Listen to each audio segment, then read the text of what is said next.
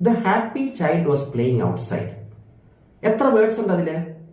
The എന്ന് പറയുന്ന വേർഡുണ്ട്, happy എന്ന് പറയുന്ന വേർഡുണ്ട്, ചൈൽഡ് എന്ന് പറയുന്ന വേർഡുണ്ട്, വാസ് എന്ന് പറയുന്ന വേർഡുണ്ട്, പ്ലേയിങ് എന്ന് പറയുന്ന വേർഡുണ്ട്, ഔട്ട്സൈഡ് എന്ന് പറയുന്ന വേർഡുണ്ട്.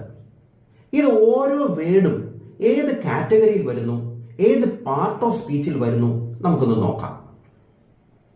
ഫസ്റ്റ് വേർഡ് എന്ന് പറയുന്നത് ദ എന്ന വേർഡാണ്. അത് ഏത് കാറ്റഗറിയിൽ വരുന്നു ഓർക്കുന്നുണ്ടാവും. നിങ്ങൾ നോട്ട് എഴുതി വെച്ചിരിക്കുന്നവർക്ക് അത് ഓർക്കാൻ സാധിക്കും. ദ എന്ന് പറയുന്നത് ഒരു ആർട്ടിക്കിൾ ആണ്. 3 ആർട്ടിക്കിൾസ് ആണുള്ളത്, എ ആൻഡ് ദി. അതില് എയും ആനും ഇൻഡെഫിനിറ്റ് ആർട്ടിക്കിളും ദി എന്ന് പറയുന്നത് ഡെഫിനിറ്റ് ആർട്ടിക്കിളുമാണ്. ഈ ഡെഫിനിറ്റ് ആർട്ടിക്കിളായ ദി ആണ് ഇവിടെ പറഞ്ഞിരിക്കുന്നത്. അപ്പോൾ ദി എന്ന് പറയുന്ന വേർഡ് ദിന്നോ ദ എന്നോ പറയാം, അതൊരു ആർട്ടിക്കിൾ ആണ്. അടുത്ത വേർഡ് നമുക്കൊന്ന് നോക്കാം,